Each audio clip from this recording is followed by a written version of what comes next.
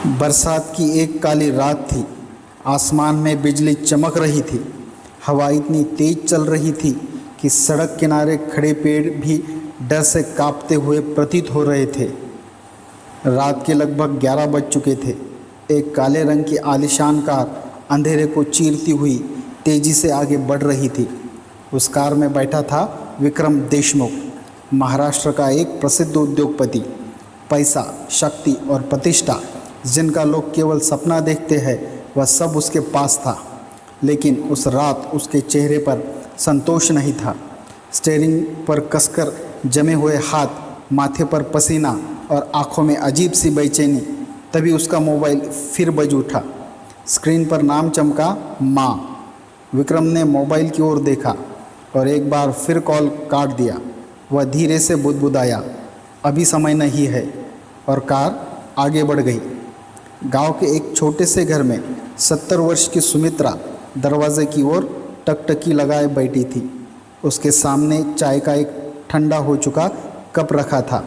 दीवार पर उसके बेटे विक्रम की बचपन की तस्वीर टंगी हुई थी। वह तस्वीर को देखकर मुस्कुराई और धीरे से बोली, बचपन में 5 मिनट भी मुझे न देखे तो रोने लगता था, और आज 5 महीनों से अपनी माँ से मिलने तक का समय नहीं है। उसकी आंखें भर आई। इतने में उसे तेज़ खांसी आने लगी। वह उठने की कोशिश करने लगी, लेकिन अचानक उसका संतुलन बिगड़ गया। वह ज़मीन पर गिर पड़ी। उसके हाथ काँप रहे थे। मोबाइल उससे कुछ दूर जाकर गिर गया था। बहुत मुश्किल से उसने मोबाइल उठाया। अपनी बची हुई सारी ताकत जुटाकर उसने बेटे का नंबर मिलाया, लेकिन एक बार फिर कॉल कट गया। उसकी आंखों से आंसू बहने लगे। वह धीमी आवाज़ में बोली, हे भगवान, मेरे बेटे को हमेशा खुश रखना। अगली सुबह विक्रम अपने ऑफिस पहुंचा। एक महत्वपूर्ण मीटिंग चल रही थी। करोड़ों रुपए का सौदा होने वाला था। तभी उसका मोबाइल बजा। गांव के पड़ोसी गणपत काका का फ़ोन था। हेलो विक्रम जी। काका कहिए, मैं मीटिंग में हूँ। उधर कुछ पल तक सन्नाटा रहा। फिर भरी हुई आवाज़ में गणपत काका बोले, बेटा, तुम्हारी माँ अब इस दुनिया में नहीं रही। यह सुनते ही विक्रम के हाथ से मोबाइल नीचे गिर गया। पूरा कॉन्फ्रेंस हॉल एकदम शांत हो गया।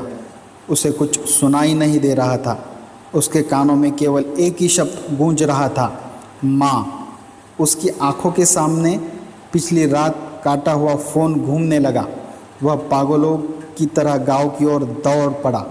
घर के बाहर लोगों की भीड़ लगी हुई थी। अंदर सफ़ेद कपड़े में लिपटी उसकी माँ शांत होकर लेटी हुई थी। विक्रम माँ के चरणों में बैठ गया।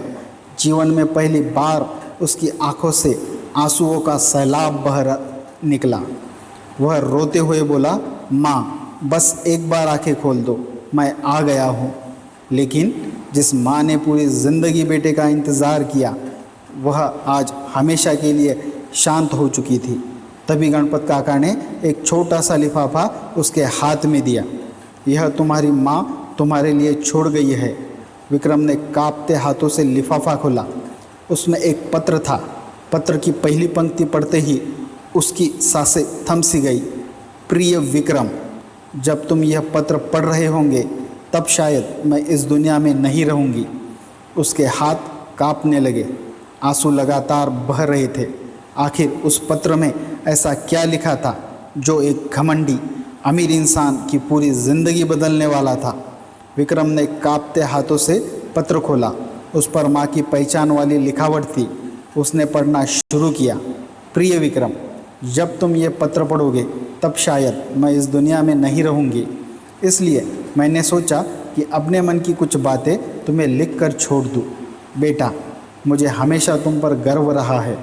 बचपन से तुम बहुत होनहार थे। तुम्हारी हर सफलता पर मैंने भगवान का धन्यवाद किया। जब भी किसी ने तुम्हारी तारीफ़ की, मेरा सिर गर्व से ऊंचा हो जाता था। लेकिन एक बात हमेशा मेरे दिल में चुभती रही, जैसे जैसे तुम बड़े होते गए वैसे वैसे मुझे दूर होते गए। मुझे कभी तुम्हारे पैसों की ज़रूरत नहीं थी, न तुम्हारे बड़े बंगले की, न तुम्हारी महंगी गाड़ियों की। मुझे तो बस तुम्हारे दो प्यार भरे शब्द चाहिए थे। जब भी मैं फ़ोन करती तुम कहते माँ मैं व्यस्त हूँ। बेटा, दुनिया का सबसे व्यस्त इंसान भी अपनी माँ के लिए 2 मिनट निकाल सकता है। मैंने कभी तुमसे शिकायत नहीं की, क्योंकि माँ नाराज़ हो सकती है लेकिन अपने बच्चों से कभी नफ़रत नहीं कर सकती। आज मेरी सिर्फ़ एक ही इच्छा है, मेरी जैसी तड़प किसी और माँ के हिस्से में कभी ना आए। जहाँ भी रहो खुश रहो, अपना ख्याल रखना, तुम्हारी माँ। पत्र पढ़ते पढ़ते विक्रम की आंखों से आंसू रुकने का नाम नहीं ले रहे थे। वह पत्र को अपने सीने से लगाकर फूट फूट कर रोने लगा। गणपत काका उसके कंधे पर हाथ रखकर बोले, बेटा, आखिरी सांस तक तुम्हारी माँ तुम्हारा इंतज़ार करती रही। विक्रम के पास कहने के लिए कोई शब्द नहीं थे। उसके मन में बस एक ही बात बार बार घूम रही थी, मैंने सारी ज़िंदगी पैसा कमाया लेकिन जिनके लिए काम आया उन्हें ही नहीं समय दे पाया। माँ के अंतिम संस्कार के बाद वह शहर लौट आया, लेकिन अब उसका जीवन पहले जैसा नहीं रहा। अपने विशाल ऑफिस में बैठकर भी उसका मन नहीं लगता था। करोड़ों की कंपनी, आलीशान बंगला, महंगी गाड़ियाँ, बैंक बैलेंस, सब कुछ होते हुए भी उसे अंदर से खालीपन महसूस होने लगा। रात को उसे नींद नहीं आती थी। जैसे ही आंखें बंद करता माँ का आखिरी फ़ोन याद आ जाता। वह खुद से पूछता, अगर उस दिन मैं सिर्फ 1 मिनट बात कर लेता तो क्या आज माँ जिंदा होती? लेकिन अब इस सवाल का जवाब देने के लिए माँ इस दुनिया में नहीं थी। एक दिन वह अपनी कार से कहीं जा रहा था। रास्ते में उसकी नज़र एक वृद्धाश्रम पर पड़ी। न जाने क्यों उसने कार रोक दी।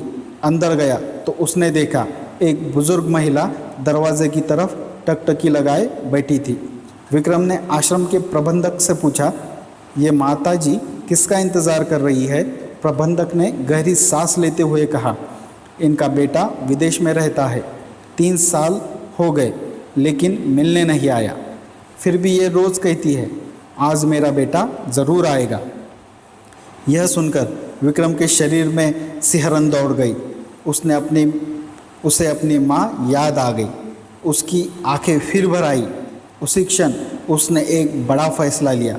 वह प्रबंधक से बोला, आज से इस वृद्धाश्रम का पूरा खर्च मैं उठाऊंगा। प्रबंधक आश्चर्य से उसकी ओर देखने लगा। सच? विक्रम मुस्कुराकर बोला, हाँ, लेकिन यह सिर्फ शुरुआत है।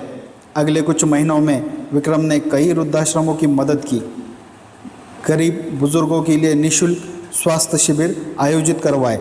जिन माता पिता को उनके बच्चों ने अकेला छोड़ दिया था, उनके साथ वह घंटों बैठकर बातें करने लगा। धीरे धीरे उसे हर माँ में अपनी माँ दिखाई देने लगी। एक दिन एक बुजुर्ग महिला ने उसका हाथ पकड़कर पूछा, बेटा, तुम्हारी माँ कहाँ है? विक्रम की आंखें नम हो गई। वह धीमे स्वर में बोला, अब वो सिर्फ मेरी यादों में है। बुजुर्ग महिला ने उसके सिर पर हाथ फेरते हुए कहा, माँ कभी मरती नहीं बेटा, वह अपने बच्चों के कर्मों में हमेशा जीवित रहती है। ये शब्द विक्रम के दिल में हमेशा के लिए बस गए। उस दिन के बाद विक्रम का जीवन पूरी तरह बदल गया।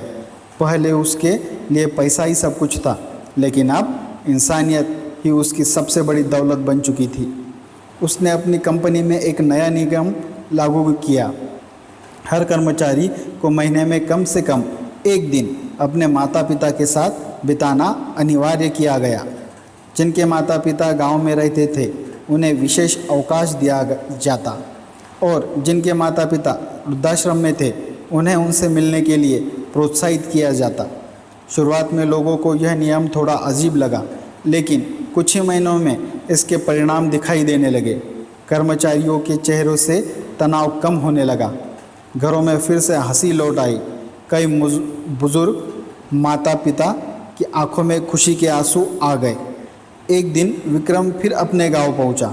वह अपनी माँ की समाधि के सामने चुपचाप बैठ गया। उसके हाथ में फूलों का एक गुलदस्ता था।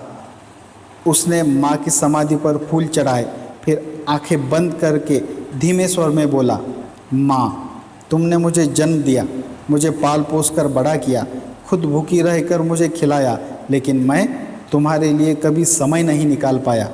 आज मेरे पास बहुत पैसा है, लेकिन तुम्हारे साथ बिताने के लिए एक पल भी खरीद नहीं सकता। इतना कहते ही उसकी आंखों से आंसू बहने लगे। उसी समय हवा का एक हल्का सा झोंका आया। समाधि पर रखा एक सफ़ेद फूल उड़कर उसके पैरों के पास आ गिरा। विक्रम ने उस फूल को उठाया। उसके मन में एक अजीब सी शांति उतर आई। ऐसा लगा जैसे उसकी माँ कह रही है, वो बेटा देर से ही सही, लेकिन तुम सही रास्ते पर आ गए। कुछ वर्षों बाद विक्रम पूरे देश में प्रसिद्ध हो गया, लेकिन इस बार एक उद्योगपति के रूप में नहीं, बल्कि माता पिता की सेवा के लिए अपना जीवन समर्पित करने वाले इंसान के रूप में। उसने कई वृद्धाश्रम बनवाए, गरीब बुजुर्गों के लिए निःशुल्क स्वास्थ्य सेवाएं शुरू की, अनाथ और बेसहारा बुजुर्गों के रहने की व्यवस्था करवाई और हर कार्यक्रम में वह सिर्फ एक ही बात कहता था, जब तक माता पिता जीवित है उनसे प्रेम कीजिए। उनके जाने के बाद उनकी तस्वीरों के सामने रोने से बेहतर है कि उनके जीते जी उनके पास बैठकर 2 मीठे शब्द बोलिए। उसकी यह बात सुनकर पूरा सभागार तालियों से गूंज उठा, लेकिन उसके दिल में एक दर्द हमेशा जिंदा रहा। काश मैंने माँ का आखिरी फ़ोन उठा लिया होता। समय बीतता गया। अब विक्रम भी बूढ़ा हो चुका था। एक शाम वह अपने घर के बगीचे में अकेला बैठा था। तभी उसका बेटा आदित्य ऑफिस से लौटा। वह सीधे अपने पिता के पास आया, उनके पास बैठ गया, उनका हाथ अपने हाथों में लेकर बोला, पापा आज ऑफिस में बहुत काम था, लेकिन मैंने सोचा काम तो रोज़ रहेगा, आप हमेशा मेरे साथ नहीं रहेंगे, इसलिए सबसे पहले आपके पास आया हूँ। यह सुनते ही विक्रम की आंखों से आंसू निकल पड़े। उसने अपने बेटे को गले लगा लिया। उसके मन में सिर्फ एक ही बात आई, माँ आज मुझे मेरे कर्मों का फल मिल गया। उसे समझ आ गया था, अच्छे कर्म की व्यर्थ नहीं जाते, वे देर से ही सही लेकिन जीवन को सबसे सुंदर उत्तर ज़रूर देते हैं। कहानी से सीख क्या मिलती है? माता पिता हमारे जीवन का सबसे बड़ा आशीर्वाद होते हैं। पैसा, सफलता और प्रतिष्ठा दोबारा हासिल की जा सकती है, लेकिन एक बार खोया हुआ समय और बिछड़े हुए अपने कभी वापस नहीं आते। इसलिए अपने माता पिता से प्रेम करें, उनका सम्मान करें और उनके साथ समय बिताएं, क्योंकि अंत में हमारे कर्म ही हमारे पास लौट कर आते हैं।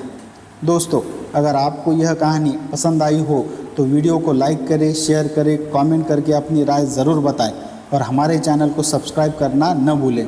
बेल नोटिफिकेशन भी ज़रूर दबाएं ताकि ऐसे ही दिल को छू लेने वाली और प्रेरणादायक कहानियाँ सबसे पहले आप तक पहुँचें।